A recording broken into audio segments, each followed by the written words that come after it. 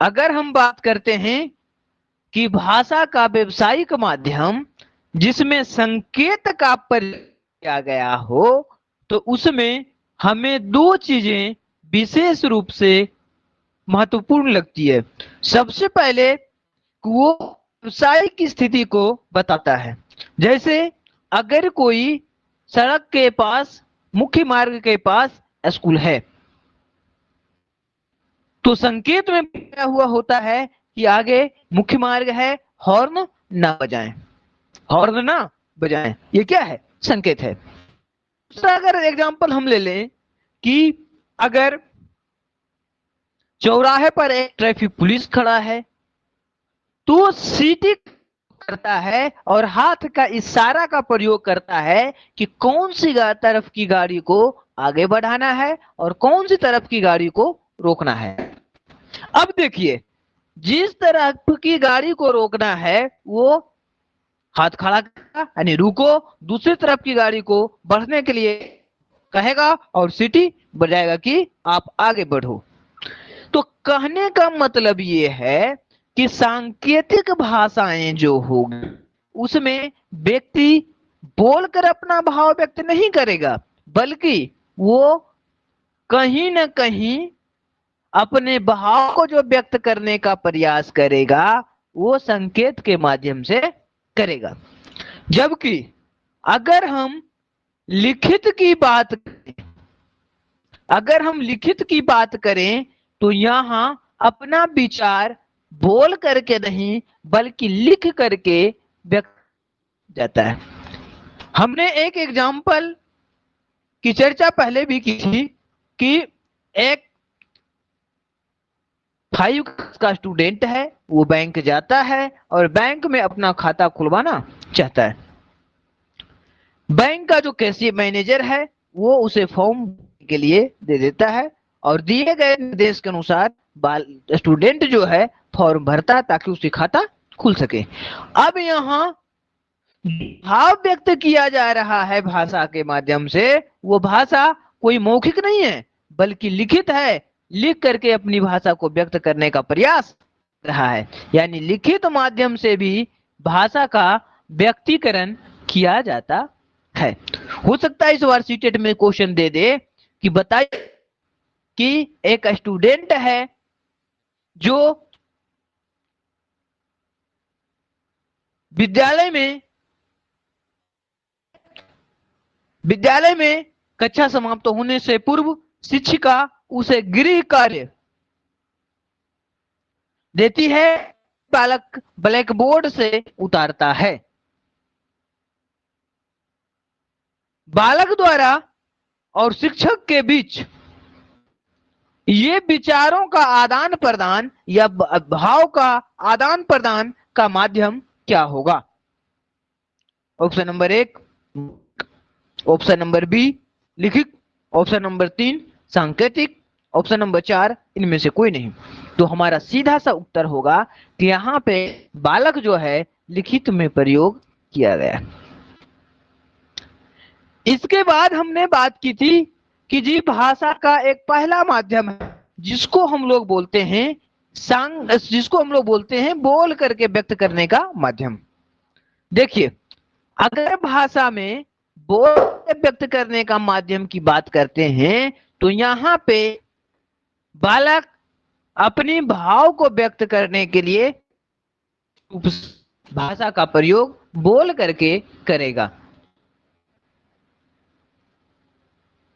जैसे एक क्लास या 3 क्लास के स्टूडेंट हैं जो मैडम से एक प्रश्न पूछता है कि मैम बताओ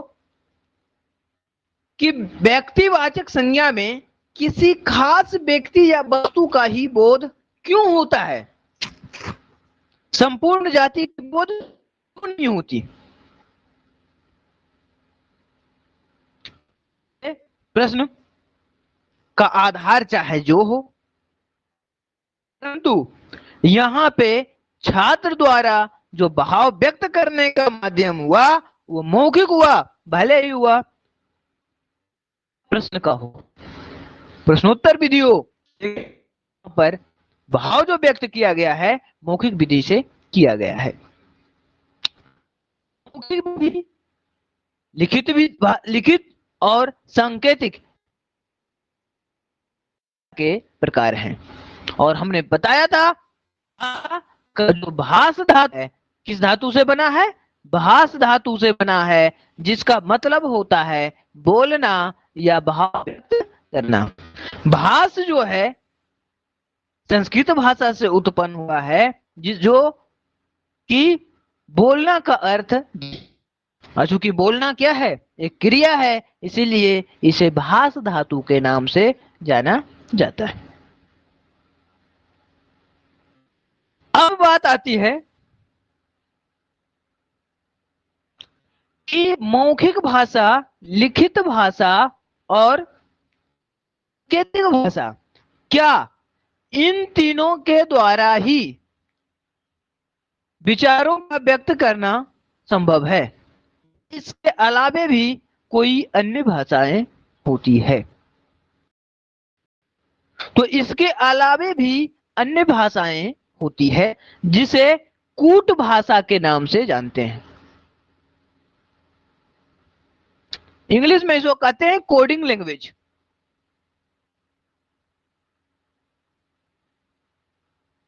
देखिए, कूट भाषा के आधार पर, कोडिंग लैंग्वेज के आधार पर ही कंप्यूटर काम करती है। वो कोई संकेत पर काम नहीं करती है, उसका एक अलग है बाइनरी लैंग्वेज, उसी बेस पर वो काम करती है। तो इसके अलावा भी प्रयोग होता है। लेकिन अगर हम अध्ययन की दृष्टिकोण से कहें तो भाषा तीन प्रकार होगा, एक बोल करके, एक लिख करके, और तीसरा जो है संकेत के माध्यम से। अब आते हैं कि इसे जो है अभिव्यक्त करने का कौन कौन से माध्यम होंगे।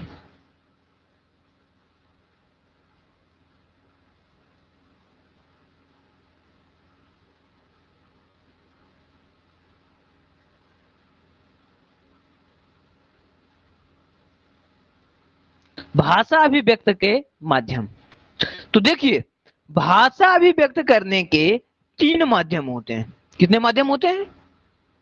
तीन माध्यम होते हैं। जनरली एक होता है मातृभाषा, दूसरा क्षेत्रीय भाषा,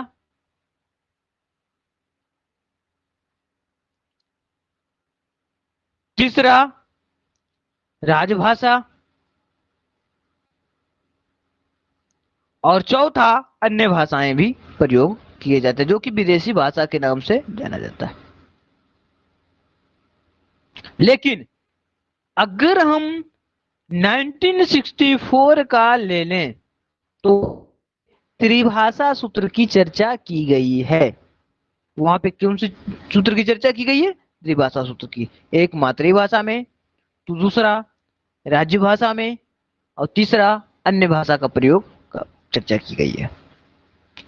सबसे पहली बात आती है मातृभाषा होता क्या है।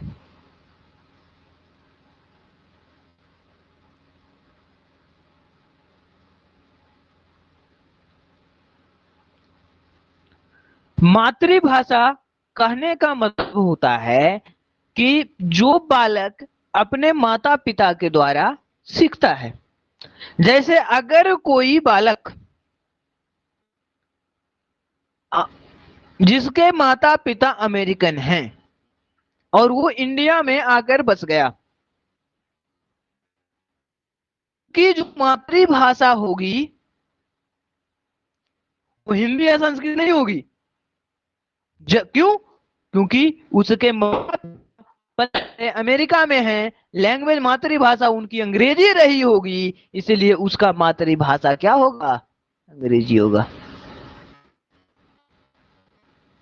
और ले लीजिए एग्जांपल दूसरा, एक बंगाली कर उत्तर प्रदेश बस गए। अब जो बंगाल की फैमिली है उनके बच्चे जो भाषा का प्रयोग करेंगे वो हिंदी या उत्तर प्रदेश की लोकल लैंग्वेज नहीं सीखेंगे। सबसे पहले तो माता पिता से बात करेंगे,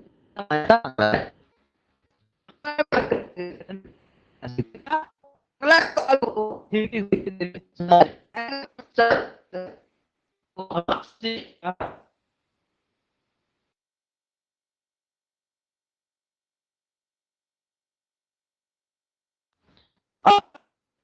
अपना